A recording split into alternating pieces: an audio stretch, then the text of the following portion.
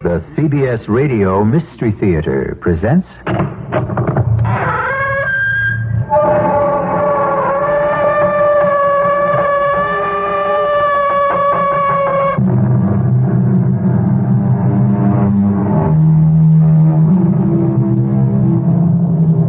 Come in. Welcome. I'm E.G. Marshall. Are you ever overcome these days by a kind of helpless feeling that you are hopelessly trapped in a plastic world? That your life is invaded, even ruled, by that faceless, inhuman monster, the computer? This is the story of a man, such as you and me, and of the lengths to which we, too, might be driven. Water, look out! Young fool, he could have killed us. It wasn't his fault.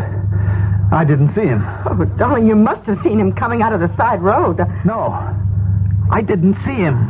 Oh, look, if you're planning to kill yourself, Walt, please don't do it with me in the car.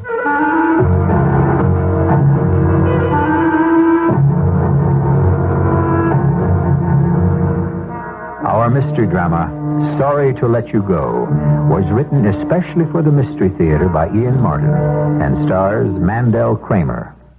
It is sponsored in part by True Value Hardware Stores and Buick Motor Division. I'll be back shortly with Act One.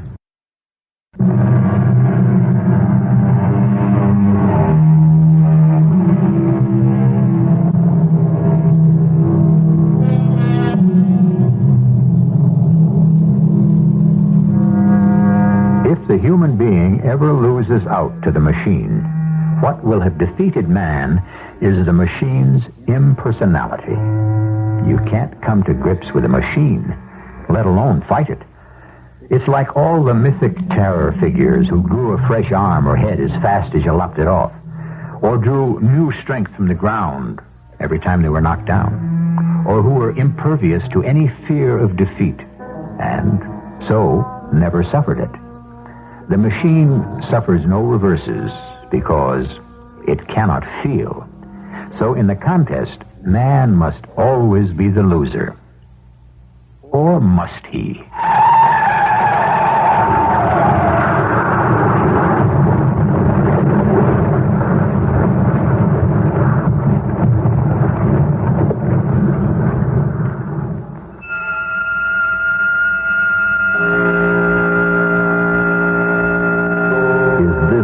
Final resting place. Defeated, pinned beneath the wheel of my car. Walter Hayes, born August 20th, 1932, died September 14th, 1977. Requiescat in pace. Well, maybe. No more running away from that faceless ghost I was afraid to face. That modern-day specter that stalked my heels into the oblivion I was consigned to 3 months ago with 5 short words. Sorry to let you go. Sorry to let you go. Sorry to let you go.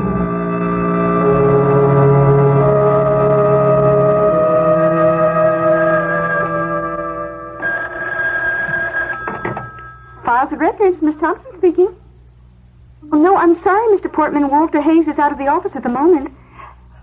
Yes, that's right. Today's the 14th of July. Oh, I see. Well, it's not on his calendar, but I'll be sure to remind him.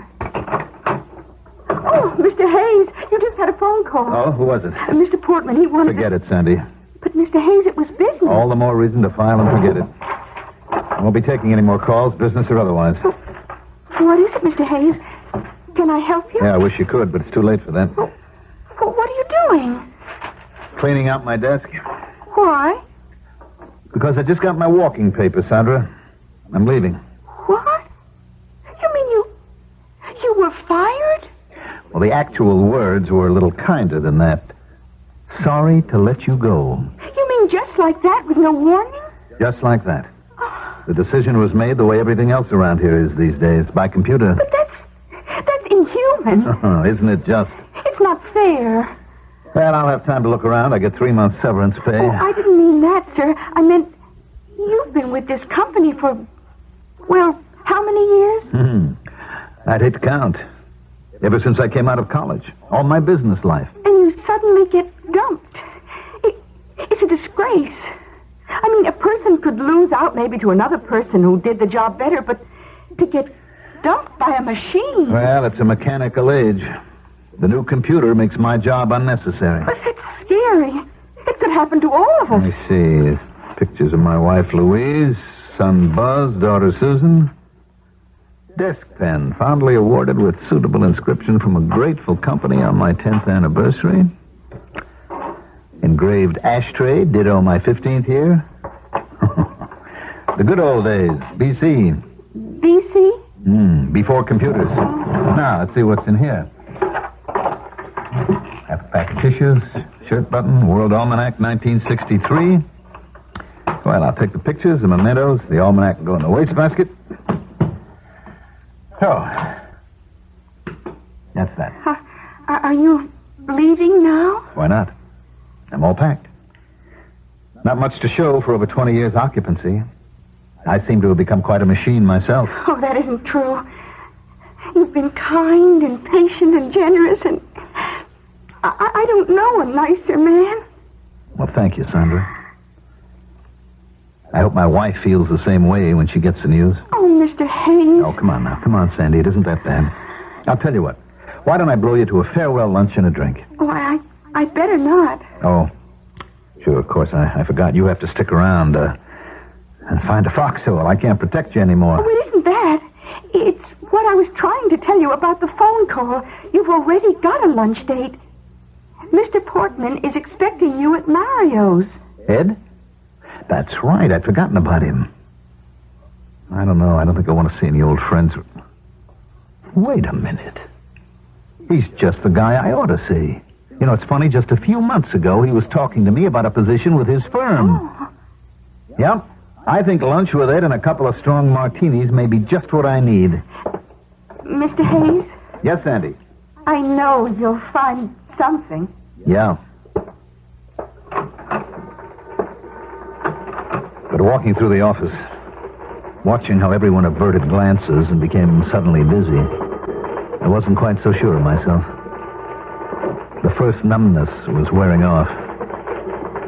Don't be ridiculous, Walt, allowing these worms of doubt to nibble at your self-confidence. You'll find another job. No problem, for crying out loud. There's your friend Ed sitting at Mario's just waiting to offer you one.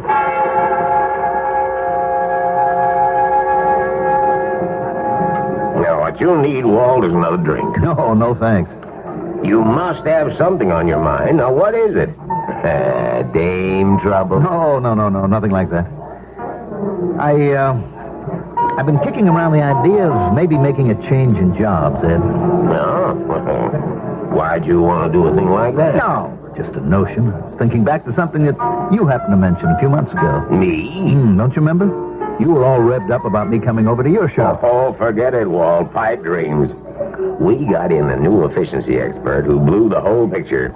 We're not looking for warm bodies anymore. We're putting in the mechanical marvels. Computers? Yeah. You shove a lousy card in the slot, and out comes the answer to everything. Look, Ed, I'm not joking. I'm asking you about that job you mentioned in your department in sales. No, that's way below you, Walt. I mean, those guys start at $6,500 in commission. If they rouse their bustles off, they're lucky to clear $12,000 to $15,000 a year. And without the know-how, even a guy like you couldn't climb back to his own salary in 10 years. Walt, you're sitting in a catbird seat. What do you want to change jobs for anyway? Ed, I just got fired. I'm looking for a job. Oh, well, no problem for you to find one, old buddy. I hope. Sure. Oh, hey, Walt, I meant to tell you when I came in that we kind of blew the lunch. I mean, it's a little late, and I'm going to have to duck out. Well, don't let me keep you. Oh, you understand? Sure I do, Ed. Anton. No, this is on me. What the heck? I'm the working stiff. No, I'll get it. I'm not on the ropes yet. No, my invite. I'll pick up the check. And, I'll do you one more favor, Walt. What's that? Free advice from an old salesman. Don't tell anyone else you're out of a job. Why? It's no disgrace. Maybe, but take a tip and play it smart. Never carry your hat in your hand. Let him come to you. It's the way you can hold out for the dough. And at our time of life, the family load we carry, dough is the name of the game. What we gotta have, old buddy. And don't you ever forget it. So that's what my sometime friend Ed Portman left me with. Not the queasy seed of fear, that was already there, but the fertilizer to nourish it and make it grow. Suddenly, a ghastly parade of all the things my paycheck went to sustain was unreeling in my mind. The payments on the house, the cars, the furniture. Well, that was only the beginning. There was taxes, school fees, the wall-to-wall carpeting that had seemed such a necessity, light, heat, water, commutation. Say nothing of insurance. Insurance on the house, the cars, hospitalization, furniture, the floater on personal items and jewelry. Most important of all, the company life insurance. That ends, too, with my job. The first thing I have to do is convert. No point in rushing to convert, Mr. Hayes. You're fully covered till the end of your severance. Well, I don't want to let it go. Oh, of course not. But at your age, conversion would be very expensive. Let's hope it can be avoided. Yes, let's do that. Wait a few weeks. As soon as you're employed again, undoubtedly there'll be a new group policy. And if I'm not employed? Automatically, we'll convert to term life for you. Would you want to carry as much as your firm has been carrying? Well, of course. Why not? Well, without the advantage of a group rate, well, I mean, as an individual, it would be rather costly. Well, there'll be one comfort.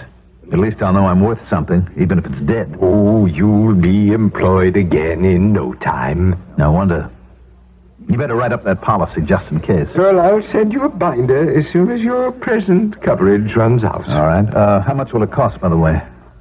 At your present coverage, something between $2,000 and $3,000 a year. But it won't be necessary, I'm sure. You'll be back on some group plan any day. Any day. Mr. Swanson. Yes? One more favor. Yes. You should call or have to get in touch with me at home. I'd appreciate it if you don't mention anything about, well, my wife doesn't know about me, of course, and I'm not sure that she should yet. Why, Mr. Hayes, of course. That's your business, not mine. When I left Swanson's office, I could have gotten the 3:05 home, but I didn't. My regular train was the 6:05, so I waited for that. It's been a long wait with nowhere to go and some extra drinks to pass the time. Maybe that accounted for my depression and my panic. I dreaded meeting Louise at the station. What was I going to tell her? The truth? Or play it close to my vest till I found a new job? If I found a new job. That, as Hamlet said, was the rub. Well, thank heaven for some extra drinks and the monotonous motion of the train. For the moment, I can go to sleep and forget it. Still, as I drifted under, the terrible thought that was hammering in my head in time to the clacking wheels was, don't worry, Walt. You're worth more dead. Don't worry, Walt. You're worth more dead.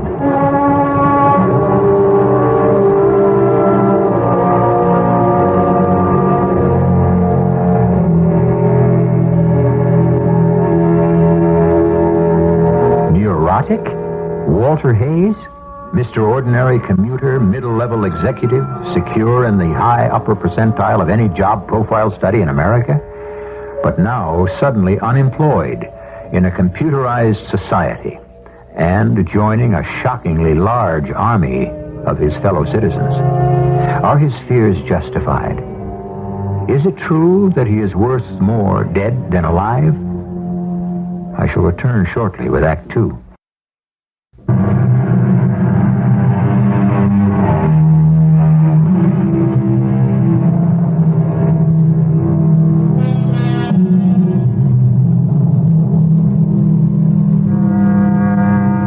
On the 6:02 out of Grand Central, Walter Hayes is dying Shakespeare's Little Death.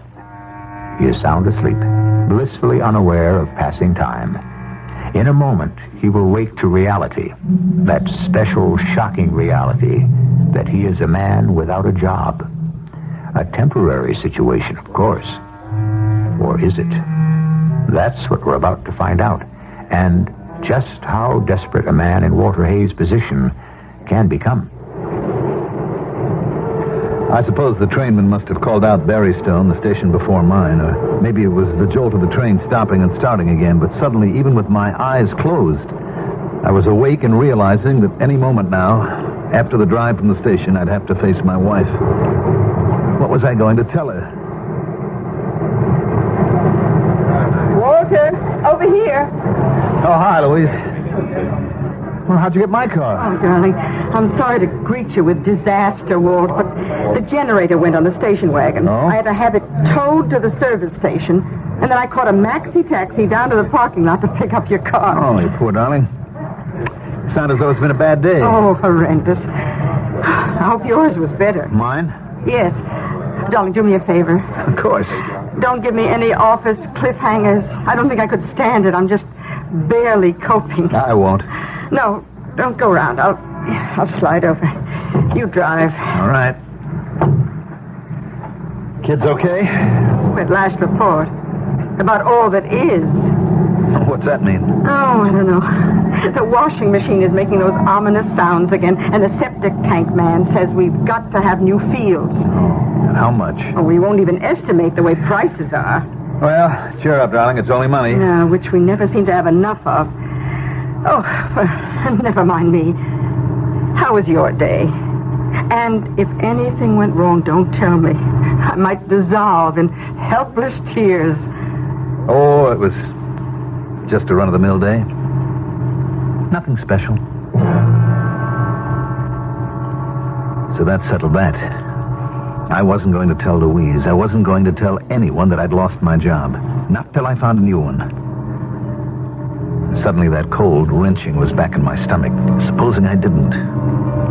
Involuntarily, I shut my eyes against the prospect. Walter, look out! That young fool, he could have killed us. It wasn't his fault. I didn't see him. Oh, you must have seen him coming out of the side road. No, I didn't see him. Oh, look, if you're planning to kill yourself, Walt, please don't do it with me in the car. Oh, I'm sorry, honey. You know I didn't mean that.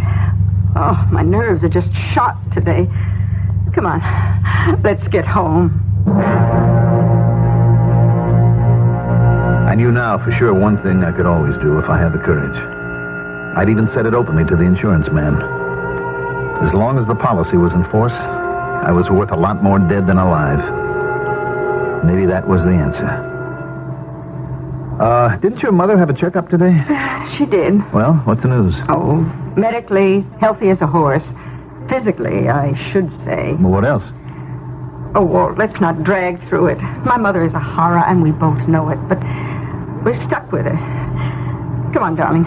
Let's get a move on. I'd like to get home.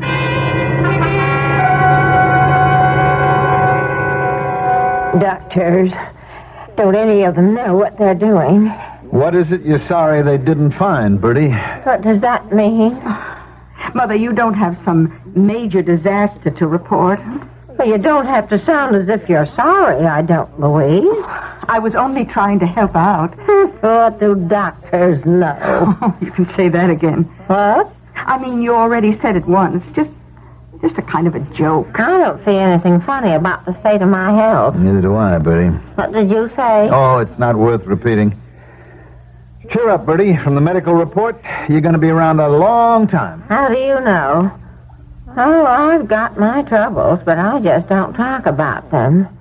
Some of us know how to bear our crosses silently. Mother, will you stop being such a hypocrite? Hypocrite? That's what I said. To talk to a sick old woman You're like no that. more sick than I am. Or maybe I don't even mean that, because I am sick. Sick? Of what? Of hearing you go on and on complaining. Louise, honey. No, Walt.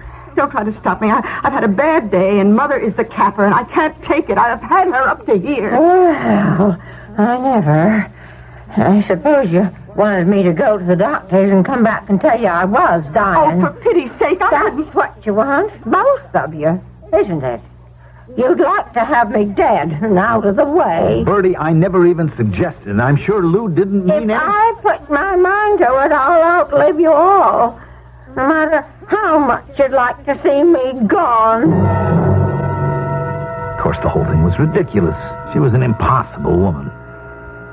But suddenly, what she was accidentally implying made a huge amount of sense. One thing Bertie had, in addition to a small trust fund, was a whopper of an insurance policy her ex-husband had taken out and which was all paid up. I suddenly looked at her in stark, horrible realization that if anyone had to die, it was better her than me.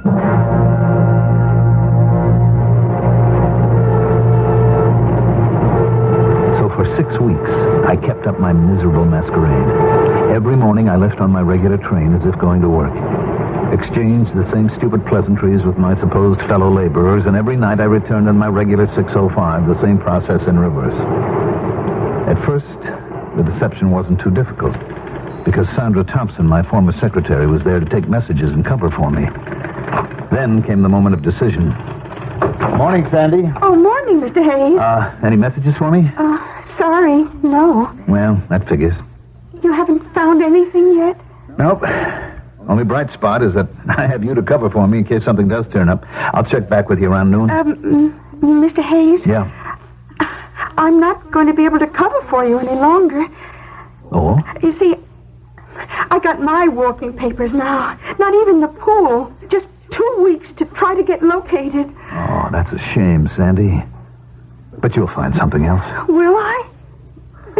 You haven't found it so easy, have you? Well, it's different for me, Sandy. I mean, I can't type or take dictation. I just execute. I'm learning by bitter experience that I don't know how to do anything else but run an efficient records and file system. And it seems a machine can do that better in the last analysis. It's machines for everything nowadays. Nobody seems to want people anymore. I hate that computer in there. You know, I've got so I dream about it at night. I have nightmares that it grows arms and legs and joins up with all the other computers to trample everyone to death, like that big old machine. I can't think of the name of it. The Juggernaut? That's it. A steamroller that crushes everyone to death that stands in its way. I tell you, I'm scared, Mr. Hayes. I know just how you feel, Sandra. Because so am I. So am I. So the masquerade became more and more difficult. The long hours in town more and more impossible to fill. I'd exhausted all avenues looking for work. It was getting too cold to sit in the park, and I could neither stand nor afford any more day-long movies. Better to spend the time in a bar nursing a drink. At least that ate away the cold edges of the icy terror that kept growing in me like a tumor. I should have had the courage to tell Louise the truth, but I didn't. Or to tell anyone the truth. Instead, more and more I began to fantasize. And the main fantasy more and more became Bertie. Because if I couldn't support my family, she was the only possible means left. Walter? Huh? What's that? Who's there? Hush now. Don't make a fuss and attract attention. It's Bertie. What are you doing here on the train? I'm not on the train. I'm in your mind. And you know very well I am. Now, Bertie. Now, don't you now, Bertie me. You know you can't stand me. You want to get rid of me. Particularly now. That's a terrible thing to say. It would be a terrible thing to do. But it would solve a lot of problems, wouldn't it, Walt? Ridiculous. It isn't a matter of what you want, but just how to go about it. Isn't that it? No, please. Now, who's the hypocrite in the family? Face up, Walt. How about a fire? Not a bad idea, is it? All my insurance? And we all know I smoke too much and get careless with cigarettes. Bertie, have a heart. Louise and the kids are going up to visit your folks. I'll be alone in the house, and And you're supposed to be driving straight up to join them. Why don't you just burn up the whole house and me with it? And have a chance to make a fresh start.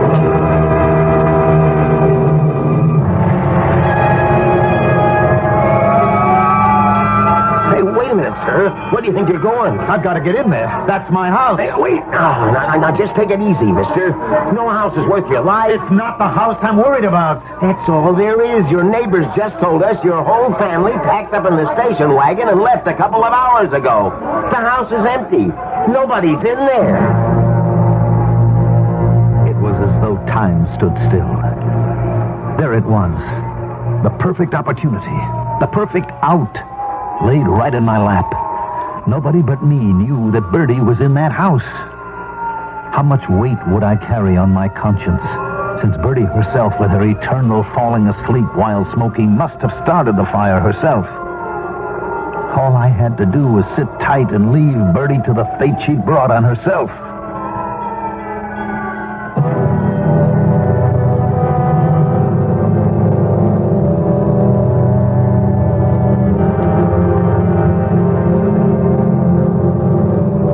What would you do in the same circumstances? No, I shouldn't say do. I should say, what would cross your mind? The temptation might be there, wouldn't you say? But of course, you or I would resist it. Or would we? Let's find out, anyway, what Walter Hayes did when I return shortly with Act 3. This is WBBM Chicago.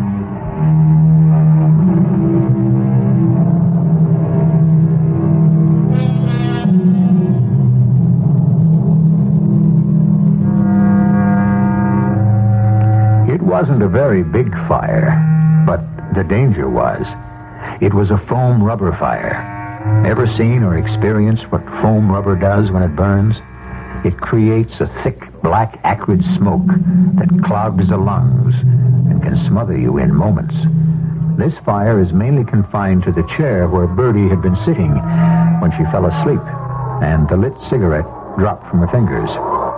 Now, a few pitiful, staggering steps from it, she lies, a frail little heap on the floor, overcome by the greasy, suffocating smoke. One small step in time from eternity. What do you mean there's nobody? My mother-in-law's in there. Holy maloney. Jim, Fred, get some oxygen and follow me in. And get a pull motor on standby. There's an old lady trapped inside. A wave of relief swept over me. I couldn't stand Birdie. The accidental death would have been a blessing to me and my family. If I'd kept quiet, the firemen would have been too late to save her. But I couldn't have her death on my conscience. For the first time in weeks, I felt like a man again. But my relief was short-lived. The next 2 weeks were murdered, living in a motel while the house was cleaned and restored. Oh, poor darling, you look a wreck. Couldn't you take some time off from the office? No, I can't, Lou. The bills are piling up. Yes, but the insurance company pays for everything, doesn't it? Well, the home insurance, up to a point. I mean, there's an allowance, but it doesn't quite cover it. Oh, thank the Lord for it, though. You know, it's a wonderful thing, insurance. I don't know what we'd be doing without it. Now, it's one thing I'll make sure you never have to do without. What'd you say? Nothing, honey, nothing. There's my train. I better get going. Yeah, see you tonight. Oh, yeah, sure. Walt, What, dear? just... I love you very much, and... And what? Nothing.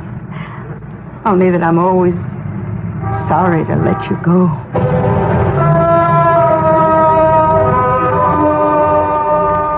All the way in on the train, that damn phrase kept running around in my mind like a hamster on a wheel. Sorry to let you go. Sorry to let you go. The way all this had started. The way more and more it seemed it must inevitably end. Poor Lou. She had no idea how near she was to losing me. Oh, how I longed to tell her the way things really were, to have her put her arms around me, comfort me.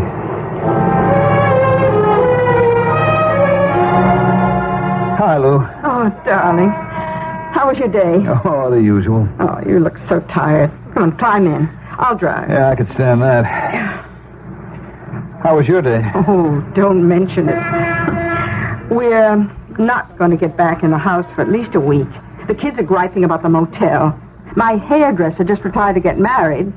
And the vacuum hose is busted again. 2 days of Birdie home is enough to drive anyone up the wall. And... Oh, did you bring home your check? Oh, no, I forgot to pick it up. Why? Oh, it was just that... Well, I had a call from the bank. They said we're overdrawn. Overdrawn? That's ridiculous. I'll straighten that out with Charlie Northrop first thing in the morning. Well, he seemed sort of upset, as if... Well, there isn't anything wrong, is there? Wrong? What could be wrong? I don't know. You just haven't seemed yourself lately. Well, with the fire and all, nobody has. I meant even before that. Look, Lou, it's just that I've been working too hard, Well, that's all. it's about time they paid you properly for it. Aren't you due for a raise? Not this year. Look, Lou, I don't know why. The very least I hope you expect is a thundering good bonus. We can use it. I don't understand how with all the money you make, we're in debt up to our ears. It's funny. I was ready to tell Lou just before she brought up the debts. But, I don't know, that kind of knocked the pins out from under me. I was ashamed to tell her what we were about to face. I felt inadequate. Ashamed. I couldn't admit it. That I was a failure. I mean, Lou could have married any one of a dozen guys who'd all become big success stories. Most of them are still our friends. I didn't want them to know about me, so now I was no longer just afraid, I was desperate. That's why when I bumped into Ed Portman the next day, even though I knew he'd been avoiding me, I was ready to swallow my pride. Hi, Ed. Well, hey, Walt. Where you been hiding yourself? Oh, I've been around. I just haven't run into you. Yeah, well, I've been on the road quite a bit. Say, how's it going, fella? Well, I'm still out of a job. Hey, that's tough. Say, I wish I'd run into you sooner. We could have shot the breeze some. But you just caught me on the way to a board meeting. Well, look, maybe that's a good time. Eh? Maybe you could put me up for a job. Hey, now, we talked about that, remember? Ed, you once couldn't wait to have me come over with you. You said that. Yeah, but the boat sailed on Look, that. Ed, I'm desperate. Get me anything, Ed. Take me out as a salesman. Oh, now that's for kids fresh out of college. It's expensive training, Walt, and you can't expect the company to lay out like that for a man your age. Ed, I've got to get something. What am I going to do? Oh, well, something will turn up. Hey, look, take this card. Try these people. Who are they? Just what the doctor ordered for you. A real live wire agency for placing people in executive positions. Where you belong, Walt. If anyone can find you a spot, they can. Oh, well, I gotta run. I'll be seeing you. He waddled away, even his back expressing relief that he'd gotten away from the leper. I was so mad for a moment that I was looking at him through a red haze, my hands gripped so tightly that the nails dug into my palms. As soon as my hand stopped shaking, I read the card. Executives Unlimited, it said. For the chance of a lifetime. And the last chance, maybe, of mine. I decided to follow it up. I don't know how I got through the next days, waiting to hear from the agency. I'd left my dossier with them, and they'd promised to be in touch. Then this morning, today, the letter setting the appointment was there, along with another one from the insurance company. It was a new policy for term life, and the premium was $2,740. It might as well have been $27 million. I had one check left on my severance pay still coming, and the old insurance was still in force until the end of the month. I went by the office to pick up my last check, and on the way out, I stopped in the computer room. I watched it clicking away, impersonally doing my job. It was all I could do not to tear it apart, to smash it, destroy it as it had destroyed me. And feeling a little ridiculous, I headed for my interview. I have read your background, Mr. Hayes. It's very impressive, but I'm afraid we can't help you. Why not? We couldn't hope to find you anything at your price level. Well, I'm willing to take a little less than I was making. That wouldn't help. Well, you don't question my ability. It isn't a matter of that, sir. It's your age. My age? Look, I'm only 48. In today's corporate setup, the fringe benefits make you, I'm afraid, virtually unemployable. What do you mean? Pension, insurance, welfare, major medical. It's just a statistical matter, of course, but for a company to employ you at the cost rates for your age bracket would be ruinously expensive. The rates would be prohibitive. Well, look, suppose I wanted to waive the fringe benefits. Isn't that possible? In certain special and isolated cases, yes. But not with the companies we deal with, or most companies today. It's hopelessly inefficient for them to make personal deals at the middle level. They look for someone to fit the machine. The machine? Yes, sir. You're telling me that I'm not employable? Not quite, sir. What I say... What kind of a world is this that's run by machines? No matter what my background or intelligence or ability, you're telling me that because I've reached a certain age, I don't punch up the right holes in a card, so I don't fit the machine? That the mistake I make in being a human being and not a mechanical robot, designed to fit the right blueprint and specifications? Isn't there any room in the world for people anymore?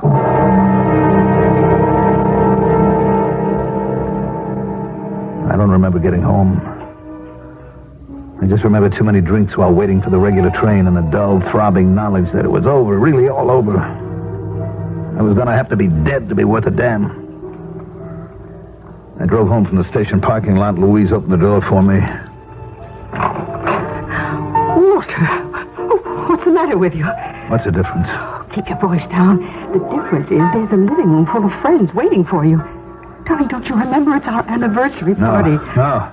Look, I can't see anyone. Walter, you've been drinking. Oh, my darling, what is it? What's changed you? You push me aside. You avoid your friends.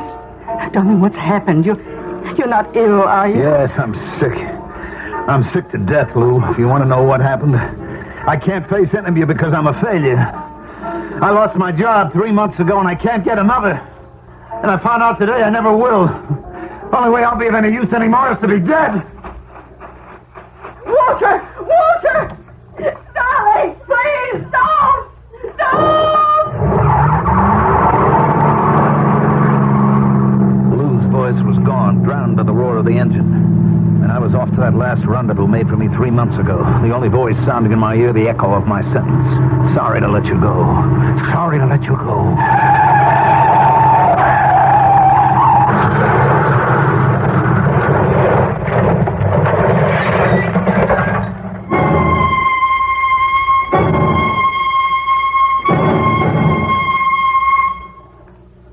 I came back to pain. Pain in every bone of my body. And that smell, which only means a hospital. When I opened my eyes, Louise was bending over me. Hello, darling. Hello, Lou. I guess I'm going to live. Oh, yes. Thank God. I even failed at this. Oh, all right. That's enough self-pity. Self-loathing. It's more like it. Not that I was the one really screwed up this time. I had it in my mind, Lou, but I didn't really try to commit suicide. I know, dear. You know, I've pieced a lot together during the 4 days the doctors have been putting you back together. Am I back together? Oh, well, it'll take time, but you'll be as good as new. No way. There wasn't any use before I cracked up. Not going to be any use after. Oh, now just knock it off. What was the matter with you anyway? Honey, why didn't you tell me? What was the big secret? Lou, the big secret is it's a machine age. There's no room for people anymore. Oh, come off it. The only thing that counts is people. The right ones. Don't ever sell them short. Lou, I couldn't find a job. Because you didn't ask people. Why, Jack Snow and Hank Jessup both have jobs waiting for you as soon as you're on your feet. If they'd known you were out of work, they'd have grabbed you in a minute. It's not that easy, Lou. Today it's all machines. Oh, that's silly. Nothing but computers. If I were you, I wouldn't sell computers short. Why? What do you mean? Well, darling, if it weren't for a computer, we wouldn't be sitting pretty financially till you're back on your feet and ready to go to work. What? Well, that's how they found the guy who drove you off the road and didn't stop. What do you mean, how they found... There were tire tracks, smudges of his paint on your car, some chrome ripped off his car, and a piece of the license plate. A very smart police sergeant programmed all the clues and fed them into a computer. The computer put the finger on the hit-and-run driver. Ah, you see? The computer. You can't win. Oh, darling, yes, you can. No matter how complicated it is or how efficient, the machine still has to be run by someone. People are the only thing that really count.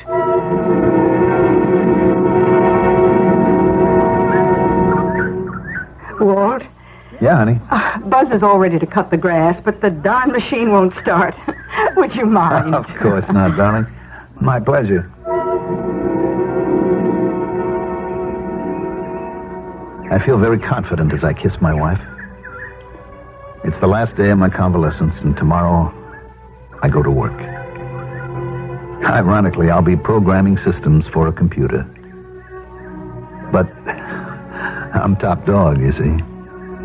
Because the machine is only as good as the man that runs it. People are what really count.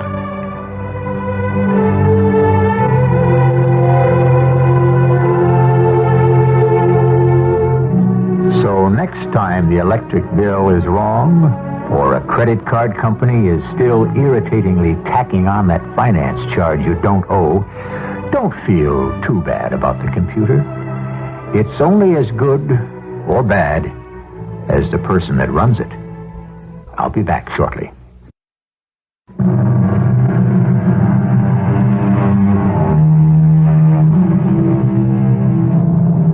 Suddenly, in leaving you, I feel a small twinge of guilt. Perhaps in this conflict of today between man and machine, I'm a little too optimistic. Day by day, the machine becomes more sophisticated. Perhaps someday we may lose out. It was Satchel Paige who said, "Never look back. Something might be gaining on you." Our motto might be, "Don't look too far into the future. We may find that it has." Our cast included Mandel, Kramer, Bryna, Raeburn, Leon, Janney, Arnold Moss, and Joan, Shay. The entire production was under the direction of Hyman Brown. Radio Mystery Theater was sponsored in part by X-Lax. This is E.G. Marshall inviting you to return to our Mystery Theater for another adventure in the macabre. Until next time, pleasant dreams.